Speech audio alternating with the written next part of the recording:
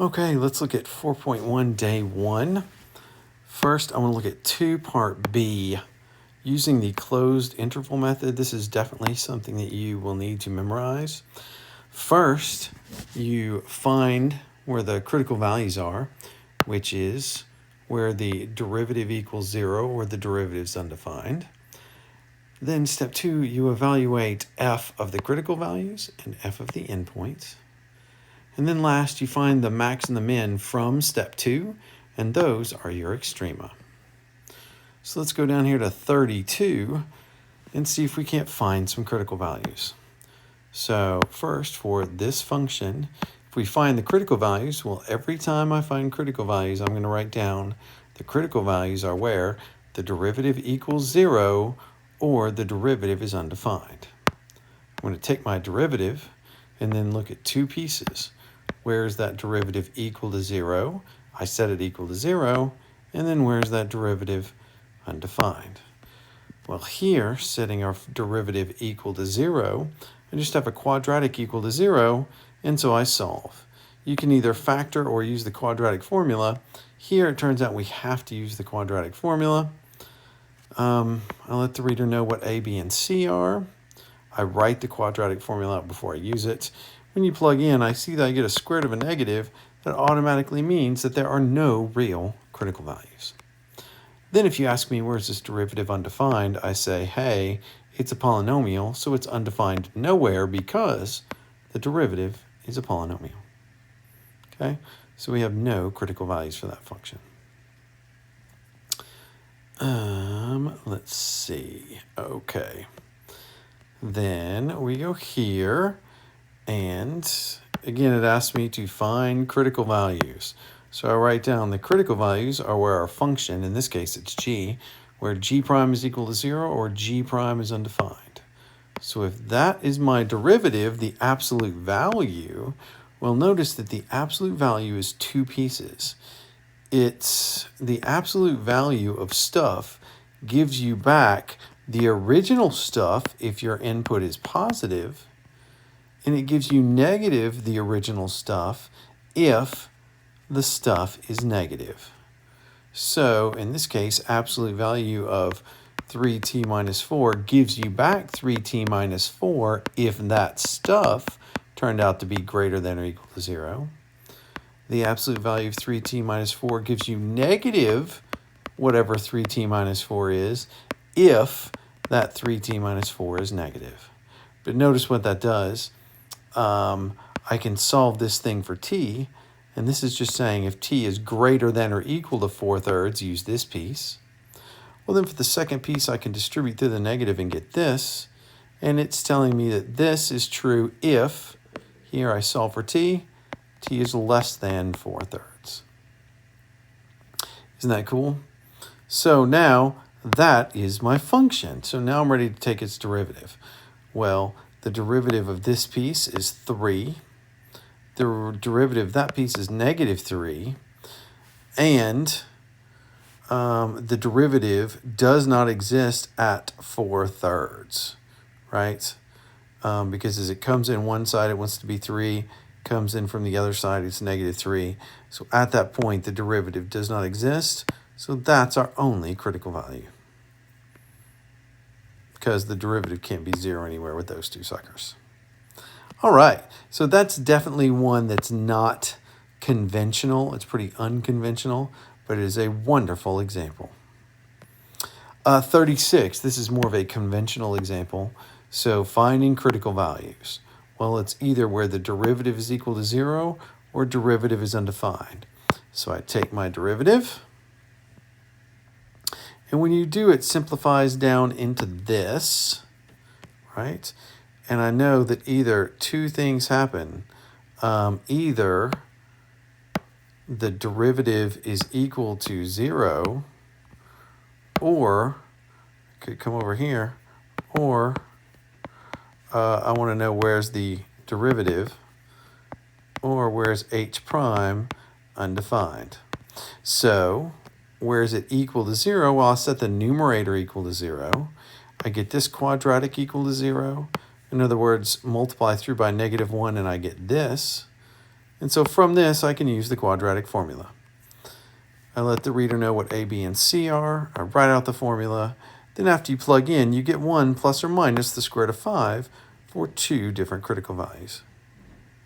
But notice here, it also asks where is h prime undefined. For a fraction, it will be undefined where the denominator is equal to 0. So in this case, it wants to know where is this thing equal to 0, but that's never going to happen. I didn't know if I wrote it down or not. No, I don't think I did. So it's where would this be equal to 0? That would mean where is p squared equal to -4, and that's not going to happen. So that means that these are really your only 2 critical values. Okay? Because we tested where was the derivative equal to 0 or where was the derivative undefined. Next again, if capital F is our function and you ask me for the critical values, every single time I'm going to write critical values are where the derivative equals 0 or undefined. So first I take my derivative and notice I end up getting this. So I took the derivative and it was first derivative second plus second derivative first. And I end up getting these 2 terms, yes? So let's see. So it's first, second, second, first. So that is my derivative. Make sure that you can get to there, to this piece, and then stop for a second. So hold on. Make sure you can get this far in the problem and then stop the video to make sure you can get that far. Well, now notice I've got 2 terms, and it turns out that right here, we want a fraction. Because if I have a fraction, it's really easy to see where that thing equals 0 or that thing is undefined. It's harder to do if we have 2 terms. So we really want a single fraction, just a fraction.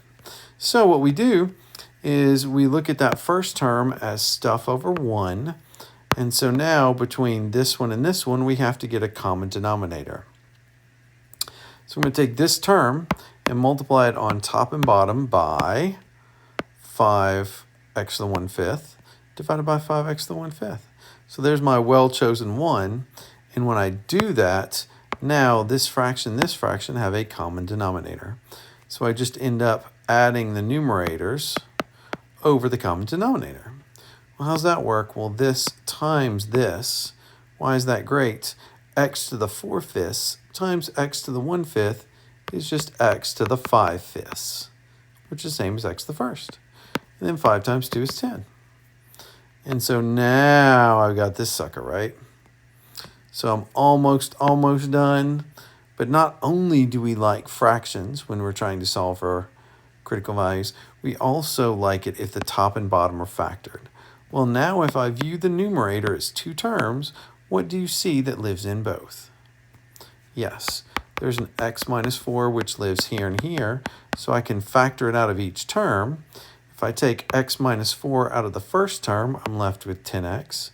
If I take one of these x minus 4s out of the second term, I'm left with 4x minus 4. So that would be my fraction. But then I notice if I distribute through the 4, I get 4x minus 16 in here.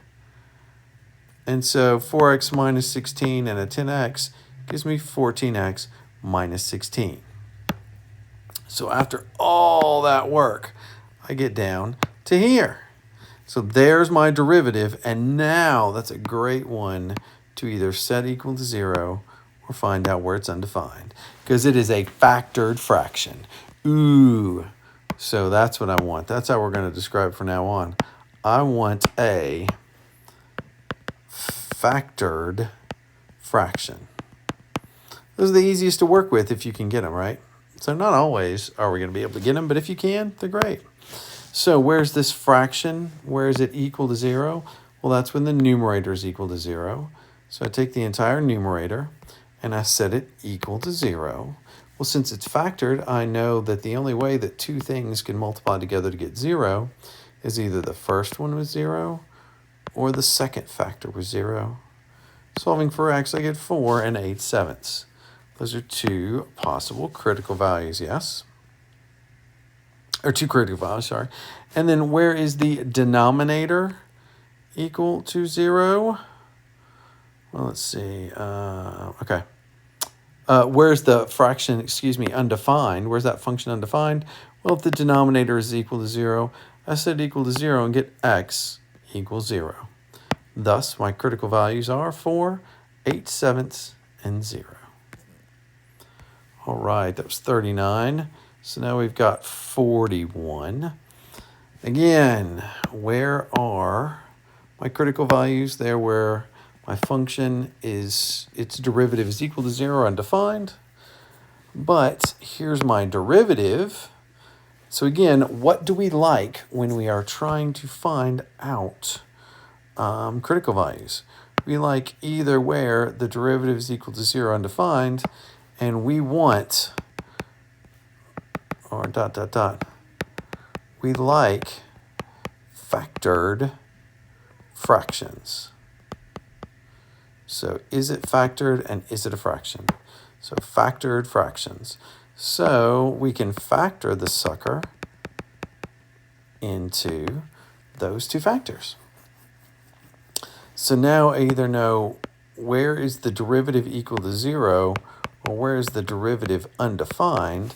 Well, because this is a trig function, it is undefined nowhere because made of sines and cosines. Sines and cosines.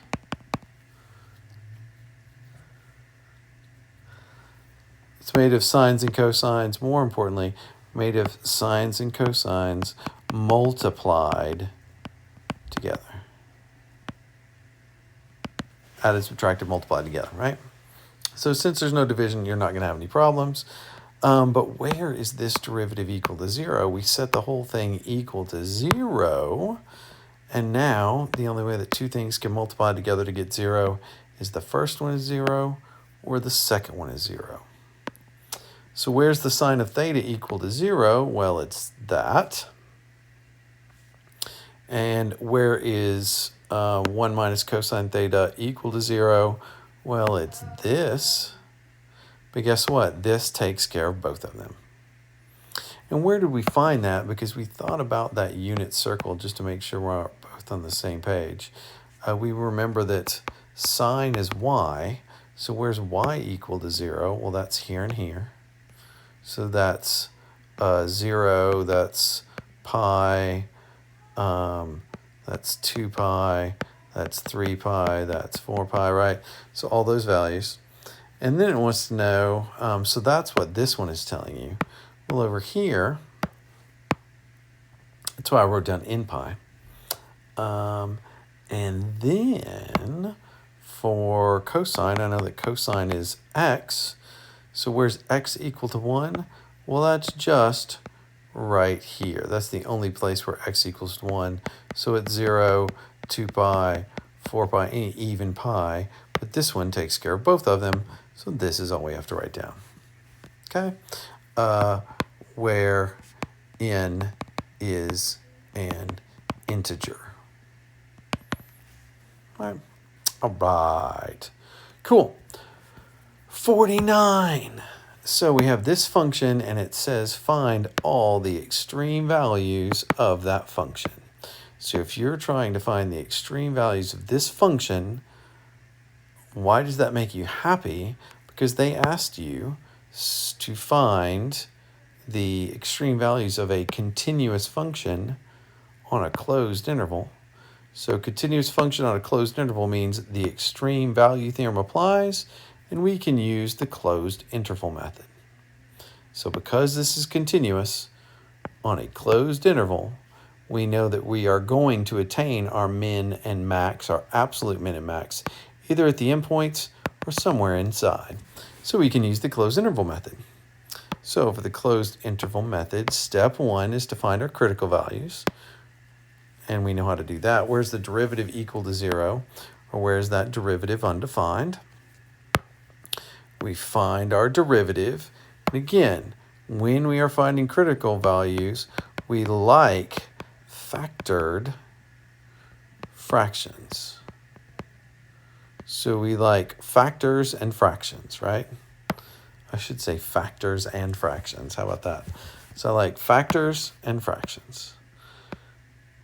Or factored fractions, whatever. All right, so I want to know either where the derivative is equal to 0 or where it's undefined. Well, guess what? This is a polynomial, so it is undefined nowhere because it's a polynomial. Where is it equal to 0? Well, I just factor that sucker and I get these two critical values, right?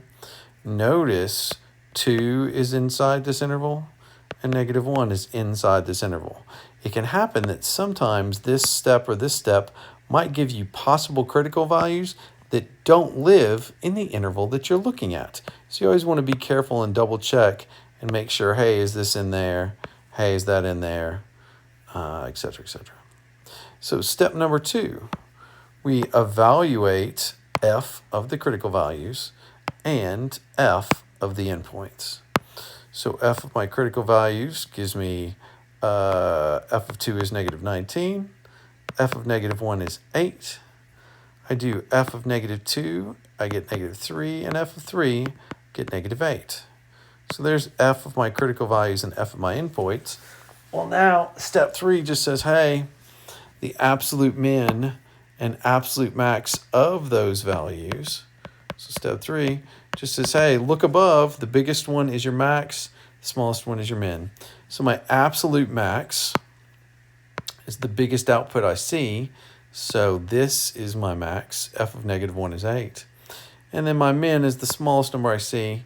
So my absolute min is f of 2 equal to 19, -19. Cool.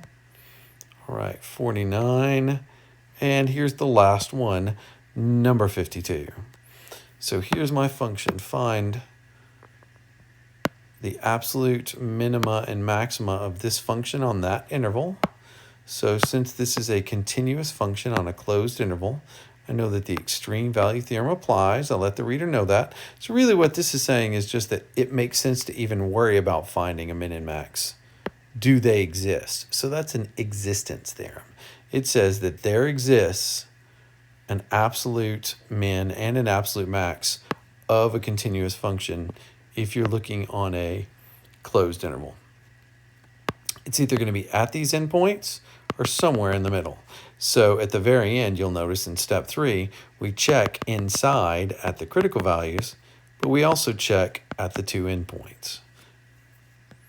So using the closed interval method, step 1, again, I always write out critical values are where the derivative equals 0 or the derivative is undefined.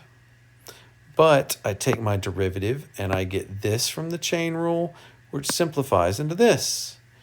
And remember, we like factors and fractions. So since this is nice and factored, we're super happy. So I want to know either where that derivative is equal to 0 or where is it undefined. Well, guess what? If you were to multiply this out, this is a polynomial. So since this derivative is a polynomial, it's undefined nowhere. Whereas at 0, well, if two things multiply together to get 0, either the first one was 0 and we get 0, or the second one was 0, we end up getting plus or minus 2. Notice 0 lives in that interval, 2 lives in this interval, and so does -2. So all the values we got from step 1 are actual values, critical values, that are critical to this interval. So they might be critical values for the function, but not be in the interval that I care about, right? So we found the critical values for our function, and it turns out that all of the critical values for my function live in the interval I'm talking about. So step 2, I evaluate f of my critical values and f of my endpoints. So when I do, I get these values. It turns out that when you look at all those, step number 3 just tells you that the maximum is the largest we ever see. So its f of 3 is 125. And the absolute min is the smallest we see, and it turns out that its f of 0 is negative 64. And that's it. Have a great day.